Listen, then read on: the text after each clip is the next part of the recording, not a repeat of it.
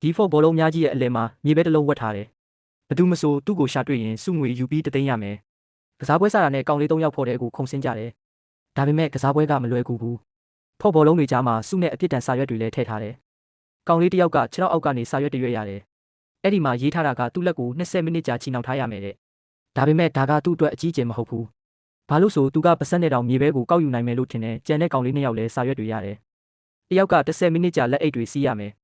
နောက်တစ်ယောက်က20မိနစ်ကြာမျက်လုံးစီးပြီးမြေပဲကိုရှာရမယ်ဒါကြောင့်ကစားပွဲကပိုခက်ခဲသွားတယ်ဒီအပြီးမှာကောင်လေး3ယောက်စလုံးအချင်းချင်းပျော်ပျော်ရွှင်ရွှင်စားကြတယ်နောက်နည်းနည်းကြာတော့စပင်းဝါဝါကောင်လေးကလက်အိတ်တွေပစ်လိုက်တယ်ကောင်လေးကသူ့ခြေထောက်တွေကိုဖြည်းဖြည်းချင်းရှေ့တိုးနေတယ်မြေပဲကိုမတော်တဆမကြိတ်မိအောင်ပေါ့မျက်လုံးစီးထားတဲ့ကောင်လေးကတော့ဘာမှမမြင်ရဘူးသူမျက်လုံးစီးချိုးလိုက်တော့အာပါတရអော်လိုက်တယ်ဖျားရည်ငါလုံးဝညစ်ပတ်သွားပြီး3ယောက်စလုံးမြေပဲကိုဆက်ရှာနေကြတယ်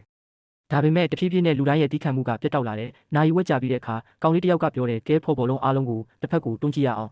ပြီးရင်ကျမ်းပြင်ပေါ်ကိုတိတိချာချာရှာကြည့်မယ်မတွေ့ရင်ပြန်တွန်းထားလိုက်မယ်ဒီလိုလုပ်ရင်မြေပဲမုတ်ချတွေ့မယ်ရှာရင်ကောင်လေးကအချိုရည်ဘူးတကူလည်းတွေ့တယ်